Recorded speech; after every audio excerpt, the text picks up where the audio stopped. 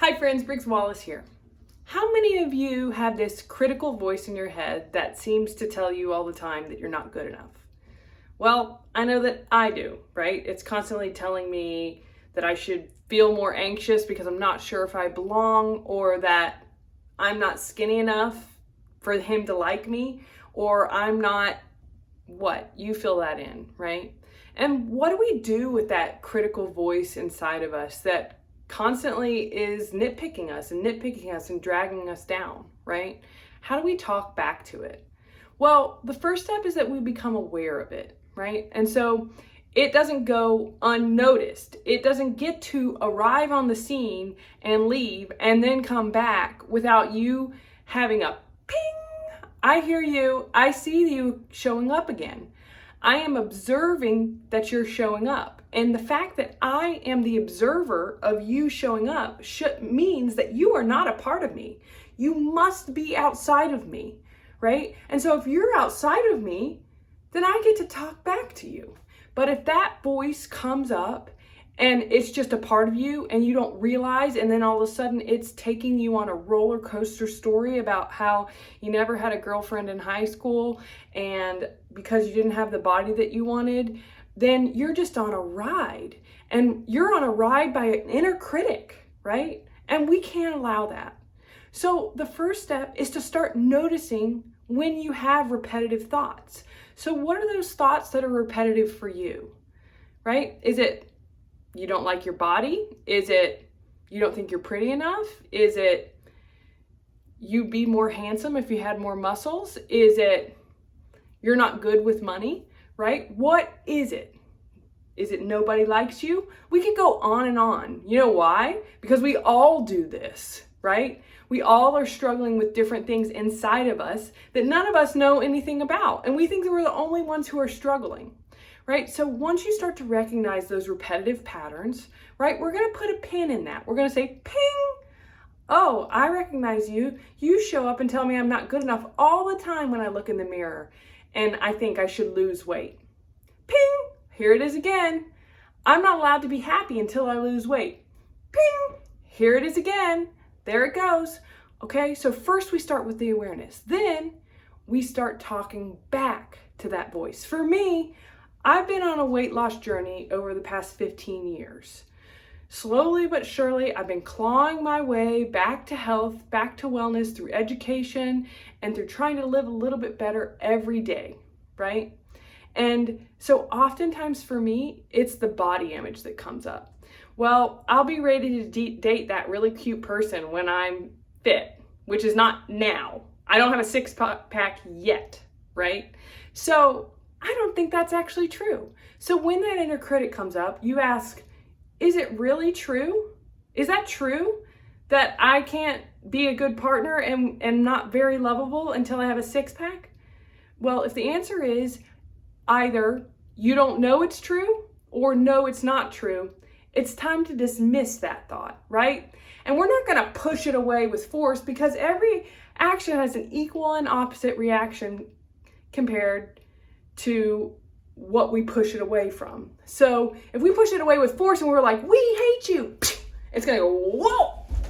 And we can't be having that. So we're going to say, hey, thank you for showing up again and making it so clear that I have a pattern, right? And I'm going to say, thank you for your perspective. That may have helped me to survive in some way before, or maybe have given me something that I wasn't sure of. But right now, you're keeping me from thriving. So I no longer choose you. So I lovingly release you, and I'm going to choose other thoughts, right? Would you say that to your friend? Would you allow anybody to speak to your friend the way that you speak, you let your inner critic speak to yourself? No. So don't say anything ugly to yourself. Sometimes that can be the most unhealthy thing that we do to ourselves, is allowing that. So it's the practice of awareness, bringing it up, ping, there's my pattern right there. Now, every time it comes up, I'm going to say pattern, pattern, pattern. Do I have a choice in patterns? Yes, I do. Is it true? How can I really know it's true? If the answer is no, then we're going to say, I'm going to choose a better feeling thought that we know is really true.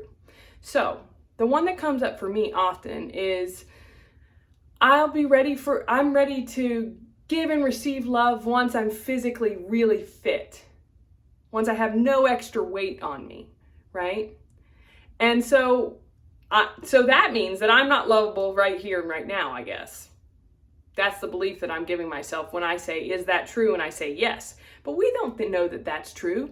We don't know that that's really true. So what am I going to do instead? I'm going to choose to push the momentum in a different direction towards a better feeling thought.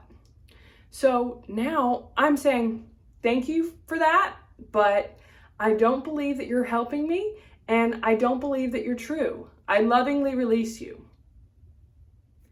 And then I'm going to say, you know what? I get healthier every day, and that feels better. And I say, you know what? I have a lot to bring to the table, and I love people really well, and that feels better. And that's true, right? So that's how we create neuroplasticity in our own lives.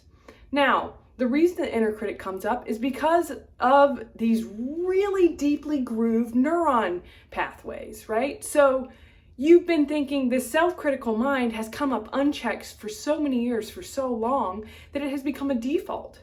And that neural pathway, when the neuron reaches out, it has gone really deep.